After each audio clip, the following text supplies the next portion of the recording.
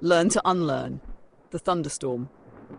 Here is a short story about a woman who discovers during a violent thunderstorm that much of what she fears was learned, and what was learned can be unlearned.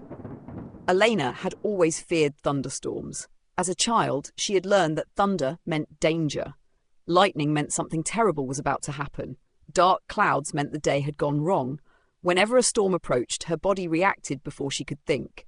Her shoulders tightened, her breathing shortened, her mind began building disasters from every sound. Years later, Elena lived alone in a small house overlooking a wide valley. One humid afternoon, the sky turned charcoal grey. Wind bent the trees and the first heavy drops struck the windows. Elena checked the weather report again and again. A bright flash split the sky. Thunder shook the house.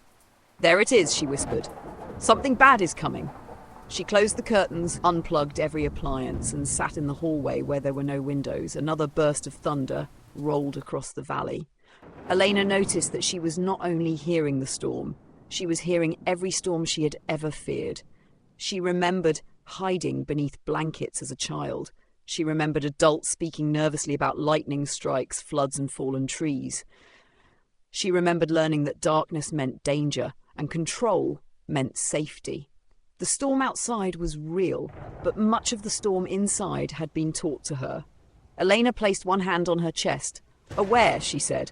She noticed the pounding of her heart without calling it a warning. "Awake." She listened to the thunder without turning it into a prediction. "Alert."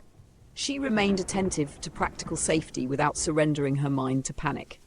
The storm grew louder. Wind pushed rain against the house in great silver sheets.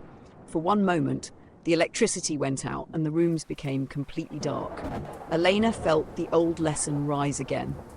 Darkness is dangerous. You are not safe. Something is wrong. But another thought quietly appeared beneath it.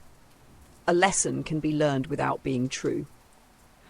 She lit a candle and carried it to the front room. For the first time, she opened the curtains.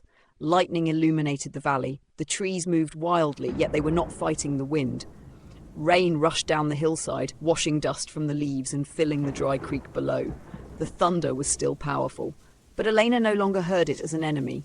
She heard pressure releasing across the sky. She saw that she had spent years trying to make fear valuable because it felt familiar. She had believed that worry kept her prepared and tension kept her safe. Yet worry had never controlled a storm. It had only made her suffer before anything happened. Elena did not force herself to enjoy the thunder. She did not pretend that storms could never cause damage. She simply stopped adding an invented disaster to every flash of light. She allowed what was true to be true. Rain was falling. Thunder was sounding. The house was standing. She was present.